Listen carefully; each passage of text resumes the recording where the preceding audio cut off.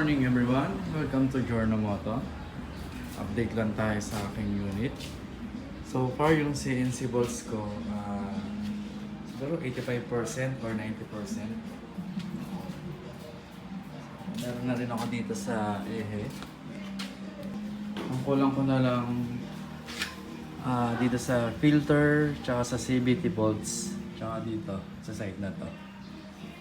Then sa kabilang side okay naman na, kompleto na. So far inuna ko yung CVT tuning and remap. Hopefully okay na yung tono nito. Then kung hindi, possible magpapalit tayo ng mga clutch spring or center spring or bola. So yun naman no.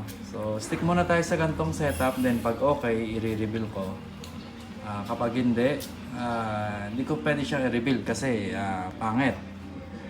Pangit naman kung gano'n i-share ko sa inyo, no? So, kahapon nagpa-remap ako, umokay na yung tono niya. Before kasi, nagpalit ako ng muffler. Ang sabi ng mga mekaniko sa akin, kailangan daw i-reset yung CU kapag nagma-muffler si Honda. Which is, hindi naman na-reset yung CEU, no? So after installing the muffler, nagpalit na ako ng panggilid and then kahapon is remap. So far, hindi na siya lean as far as pakiramdam is concerned kasi nga wala naman tayong dyno or testing. Pero hindi na siya kasi nagba-backfire. So far, okay naman na yun.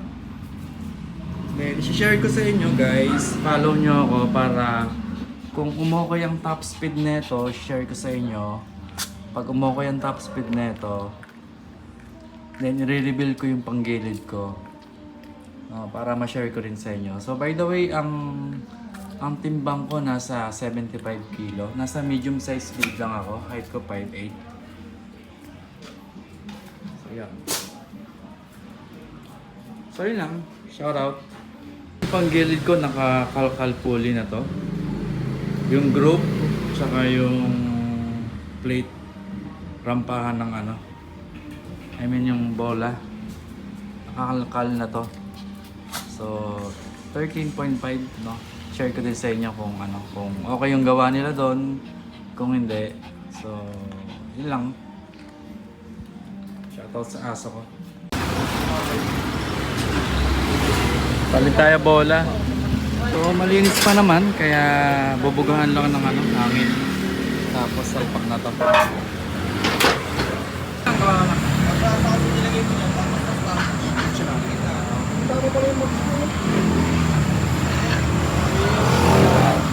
Nakabit na yung bola, no? Nakabit na yung bola. Center na lang tsaka clutch.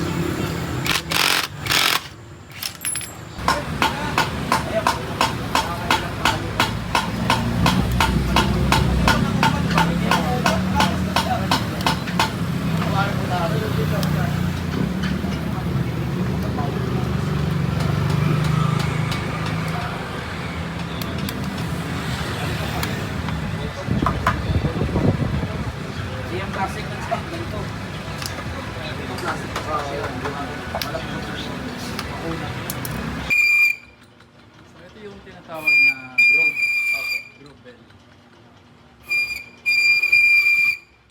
Ano ba sa'yo? Diyan nandito? Oo. Okay, Bahin ko muna yung huli. sa dalawa yun, magkaparas mo. Okay na yan, sir. Ito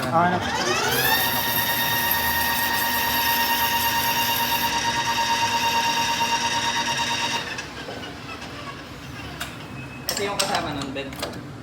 Yung huli niya. Hindi naman po siya malalim, hindi rin siya matalas. Sakto lang siya para kumagat. Pinagkaiba lang po kasi nito, may ngipin siya sa gilid. Hindi siya simpleng baga linear groove kung tawagin. Yung iba kasi malalim, no? Opo. Ngayon, ang kinaibahan lang po nito talaga is linis lang, tanggal na rin talaga yung drag. Kung linya lang talaga at walang ngipin yung gilid ng mismong groove, malimit po nan, pag naipunan ng dumi, magkakaroon ng dragging. Kahit nasabihin mong linisin mo ng linisin, after 2 days, dragging na naman siya. Yung next step natin, nade-degree na yan. Yes sir. Yung angle niya, sir, 13.5. 13.5.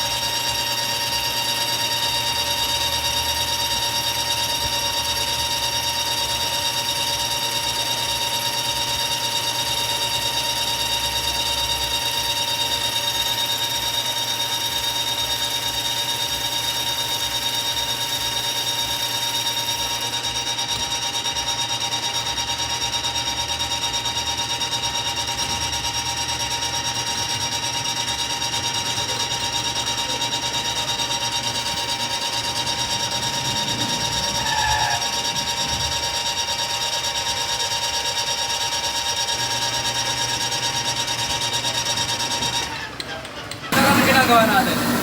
Ito po sir, kinakalkal po natin yung mismong dipole ramp para po sa responsive pag nagto-throttle po tayo.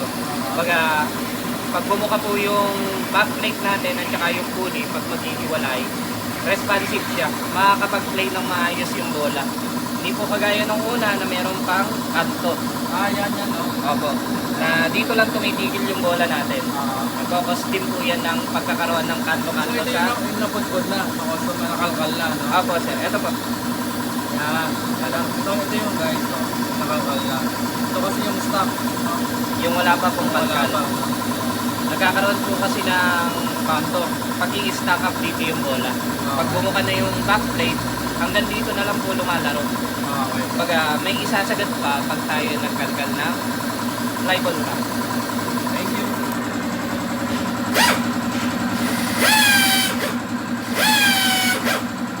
Finish product. Wala na siyang kanto. Wala na siyang kantuan. So, ang tawag dito, kalkal po.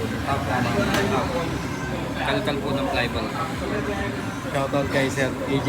Opo sir. Shoutout kay Sir AJ. So guys, medyo maingay lang. Nagpalit na rin ako ng bushing pulley, matawag dito. Tsaka racing DNA na para sa pulley. So yun lang naman. Tapos ito, i-reveal ko na lang yung ano ko, center, tsaka clutch, tsaka bola kung okay. Pag okay naman takbo, pwede na natin i-reveal. Hanggat hindi maganda takbo, bakit naman i-share, no? So, yeah. Okay, so ito na yung finished product ng pulley tsaka bell. Naka 13.5 degree, no? Opo sir. Kasi may ano ba to? Parang naka Built-in tuning washer na po. built-in tuning washer na din. So magwa-washer pa ba tayo dito? Hindi na po sir. Tatanggalin na rin po natin. Kasi ito na po yung pinaka-tuning washer nyo. Okay, okay. Tapos ito po yung kalkal. Kalkal. So, yun eh. Swabing-swabe. Galawang Sir AJ. Shoutout kay Sir AJ. Okay ba sir? Ito nyo po, susubukan po natin. Oo. Just in case lang talaga na makaramdam kayo ng panlalata, Oo. center spring lang po talaga papalitan nyo. Okay. Kung medyo hirap naman po kayong dumulo, Oo. ibalik nyo kahit sa 18 to 17 grams yung bola sir. Okay. Yun naman yung sabi ko sa mga YouTuber ko na itong currently setup ko, kapag hindi ko pa ma-share kasi hindi ko pa alam kung okay o hindi. So kapag okay, maganda performance, then i-share ko dun sa comment section. So palit bola na to, center clutch. Ay yung ano ko. Ay, ceramic nga pala. Poly bushing, no? Tawag na sa So hindi na natin kakabit yung washer, no? Opo, sir. May kasamang washer kasi yan. Eh.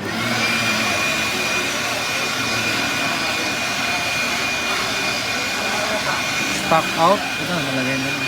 Compare nga natin sa ano. For comparison lang. Same size naman. Same size naman siya, sir. Kinagandahan lang sa ceramic, mas durable siya, mas matibay. Tsaka hindi kinakalawang. Yun. Kasi kinakalawa yung load nito. Kakagalan eh, no? Katagalan po talaga. Pag naiiwan na basa, pag nilinis po ito, Oo. o di kaya nalalagyan ng grasa, usually hindi po kasi talaga ito nilalagyan ng grasa.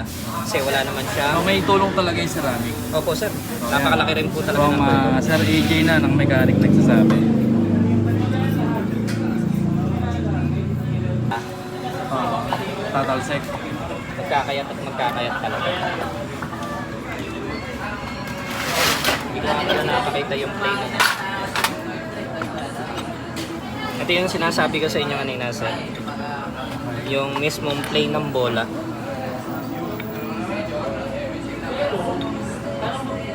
Mas responsive siyang lumaro.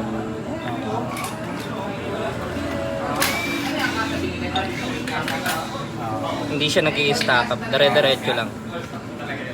Walang kanto, no? Opo, sir.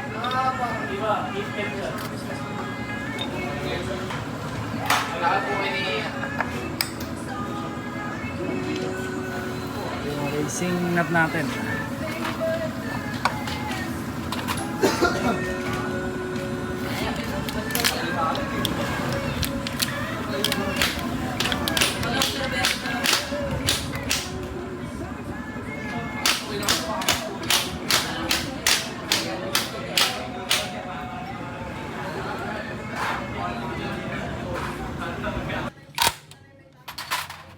Check natin kung mapagpag, sir.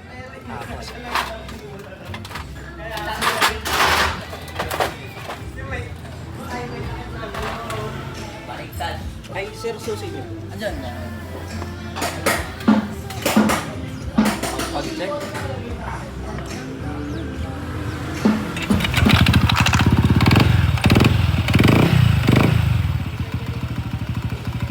Normal ba yun, Joy?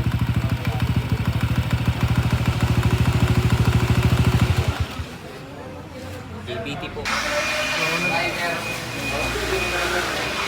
Sa loob tayo maglalagay ng washer. Opo. Yung pinakamanipis ba yun? Opo. 0.5 mm. Okay. Pwede pala maglagay doon. Opo, sir. Kala ko dito lang sa labas.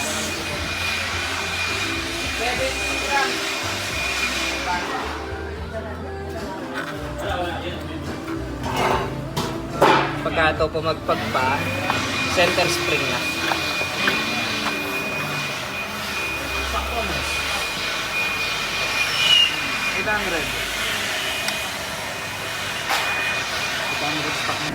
Second try. Pag-check.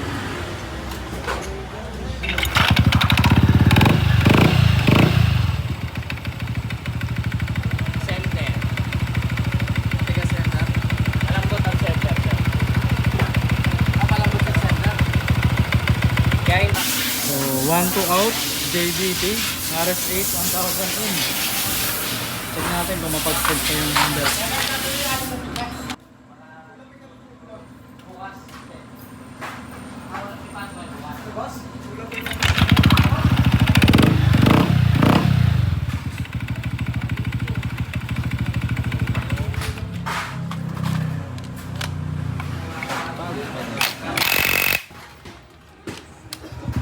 Giorno?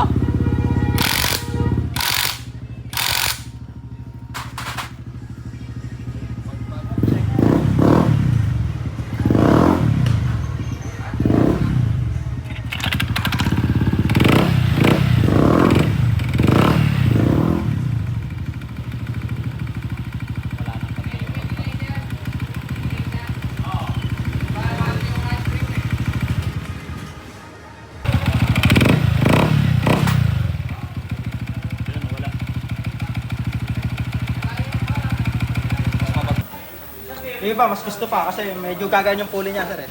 Dagdag air na rin. Ito kasi nag-ano rin ako sa hangin to, sa pigil din. Pero kagandaan may fan nito, yung mas overheat ng ano niya, sir.